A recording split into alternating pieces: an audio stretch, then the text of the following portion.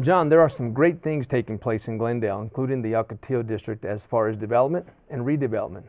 Tell us, what do you see as more exciting new development projects in Ocotillo that may occur in the next 2 to 3 years?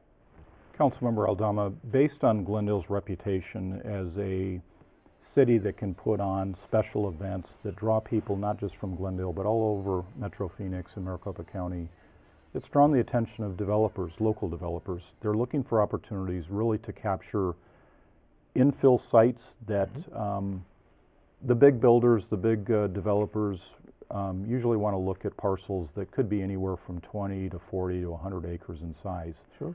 What we've realized now with Glendale's reputation as having a really nice downtown, there are opportunities where builders are now looking at downtown Glendale and looking at 3-acre sites or 4 or 5-acre sites, whereas pre-recession and the downturn in the economy of a few years ago, those developers would not be looking at parcels like that.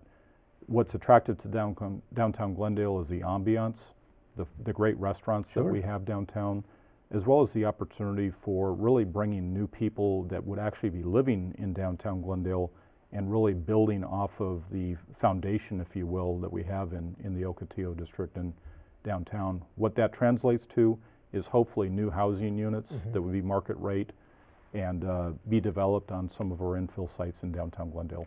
Jon, which will also help with the pedestrian population increase of, if you will, to encourage more purchasing of goods from our business owners in downtown Glendale. Is that correct? Absolutely. We need more people living downtown, walking in the downtown area, and then wanting to utilize, whether it's the restaurants, the shops in Catlin Court, the shops on Glendale Sure. Avenue, and other destinations. So the more foot traffic that we can get to downtown Glendale, I think the more success that we'll have in Ocotillo and specifically Sure. historic downtown Glendale. Jon, and with the overlay, that allows builders to want to come in and actually not only build, but build vertical, whereas before, without the overlay prior to 2011, would not have allowed us to, so we can do that now. Is that correct? That is correct, Councilmember. We have some sites in particular where some additional height would be appropriate, where it would be sensitive to existing neighbors, but would allow some critical mass, if you will. And again, I think that gets down to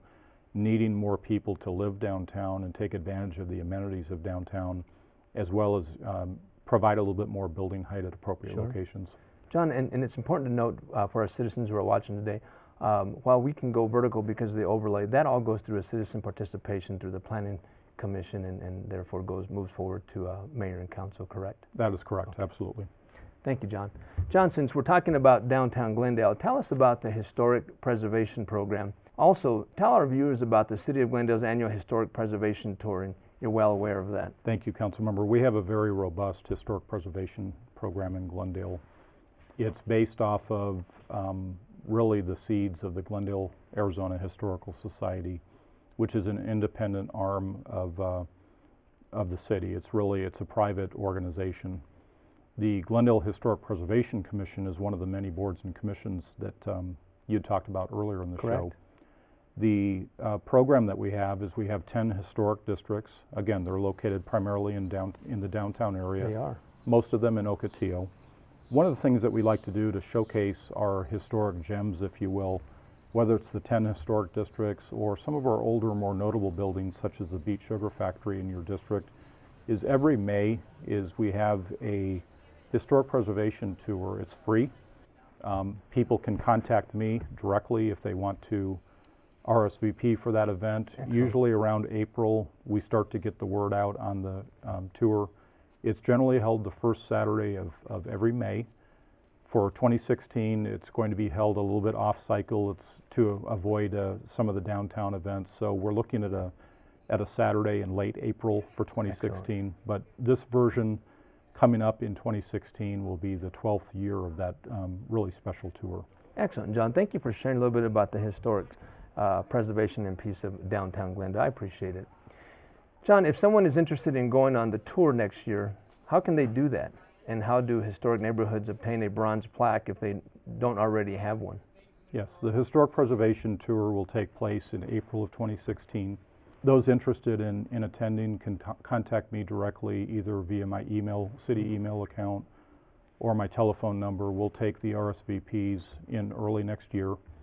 With respect to historic properties that might be interested in obtaining a bronze plaque, the bronze plaque program is administered by the Planning Department. Again, anybody that wants to find out if their house is eligible to receive a free plaque, they can contact me directly.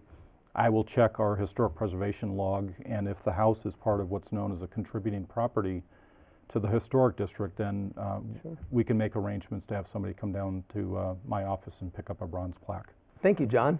Thank you, Councilmember Aldama. It was a pleasure being here. Thank you, John, for sharing all the important information of the Ocotillo District, its historic aspects, and everything that has to do with Glendale today. Thank you so much.